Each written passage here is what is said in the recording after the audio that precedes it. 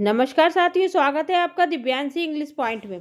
तो साथियों, यदि अभी तक आपने मेरे चैनल को सब्सक्राइब नहीं किया, चैनल को सब्सक्राइब कर दीजिए, वीडियो को लाइक कर दीजिए, बेल आइकन को प्रेस कर दीजिए ताकि आगे आने वाली सूचनाओं का नोटिफिकेशन सबसे पहले आपको मिल सके। तो साथियों, ये है टीजीटी परीक्षा को लेकर आयोग में ज्ञापन दिया जाएगा आज। और ये टीजीटी परीक्षा को ही लेकर नहीं, केवल असिस्टेंट प्रोफेसर की आंसर कुंजी को लेकर भी ज्ञापन दिया जाएगा।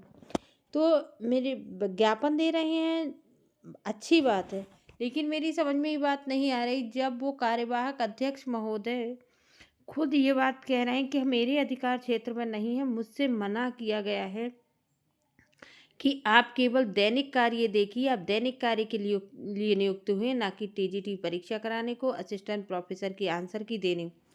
तो उनको ज्ञापन देने का मतलब ही क्या रह जाता है?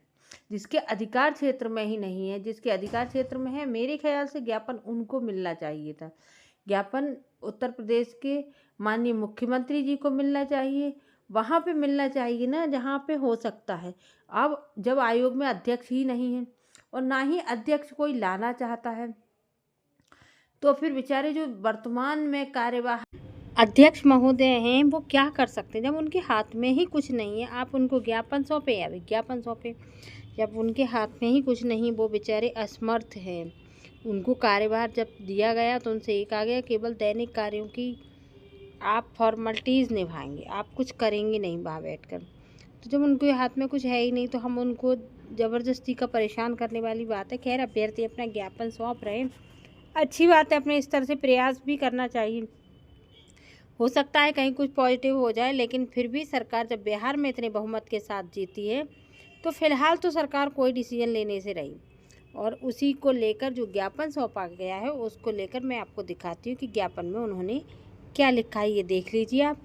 इसमें मुझे बहुत ज़्यादा साफ नहीं मिला था, आपके संज्ञान में लाना चाहता हूँ कि अध्यक्ष उत्तर प्रदेश शिक्षा सेवा चयन आयोग इस समय धाराशाही हो गया। ऐसी हालत में उत्तर प्रदेश के बेरोजगार नौजवान मानसिक रूप से उत्पीड़न का शिकार हो रहे हैं। आपसे अपील है कि कार्यवाहक अध्यक्ष के रूप में पदभार ग्रहण किए हुए ऐसे में ज़रूरत है कि छात्रों की मानसिक उत्पीड़न को ध्यान में रखते हुए तत्काल असिस्टेंट प्रोफेसर की संशोधित उत्तर कुंजी जारी करें, उनका साक्षात्कार कराने व टीजीटी पीजीटी की परीक्षा को संपन्न कराने के सहित नए विज्ञापन जारी करने सहित कार्य करने को लेकर अपने शासन के लिए दिशा निर्देश और तत्कालीन कार्रवाई को आगे गतिमान करें। छात्रों में निराशा, हताशा, उदासी, बेचैनी है।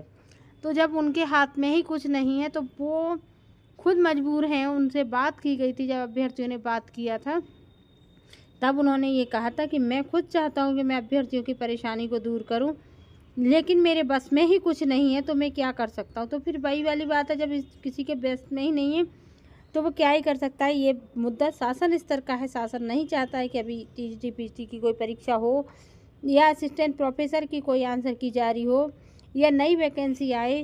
तो और शासन चाहेगा भी क्यों? बिना कुछ करे तो बहुमत मिल रहा है, और जब कुछ करेंगे तो फिर क्या है।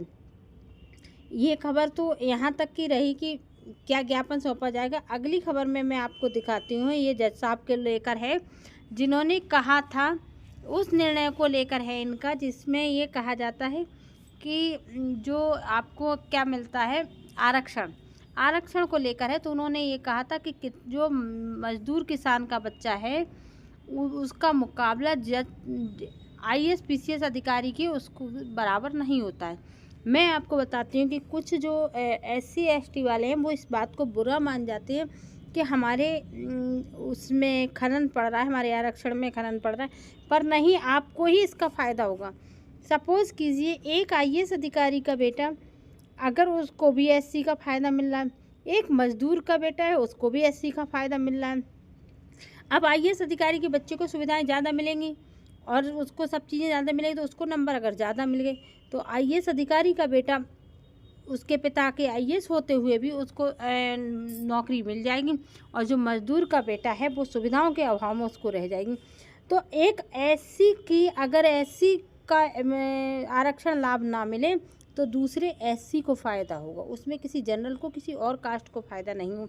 उनके कहने का मतलब ये नहीं है कि आप आरक्षण ख़त्म कर दो। उनके कहने का मतलब ये है कि इससे गरीब एससी को फ़ायदा मिलेगा और जो बिना बात के फ़ायदा लेते हैं उनको फ़ायदा ना मिले। तो उन्होंने इस बात को कहा भी है। अब मैं यहाँ से पढ़ना शुरू करूँ कि जस्टिस गवई ने कहा, न्यायाधीशों के आमतौर पर फैसले को सही ठहराने की अपेक्षा नहीं की जाती और मेरी सेवानिवृत्ति में लगभग 1 सप्ताह बाकी। मेरा मानना है कि क्रीमी लेयर अलग होनी चाहिए।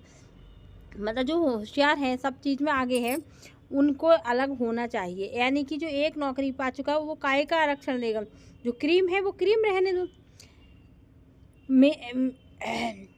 उनका कहना आगे ये है, जस्टिस गवई ने 2024 में कहा था कि राज्यों को अनुसूचित जातियों, एससी जनजातियों, एसटी के बीच में क्रीमी लेयर की पहचान और उन्हें आरक्षण के लाभ देने से इनकार करने के लिए नीति बनानी चाहिए।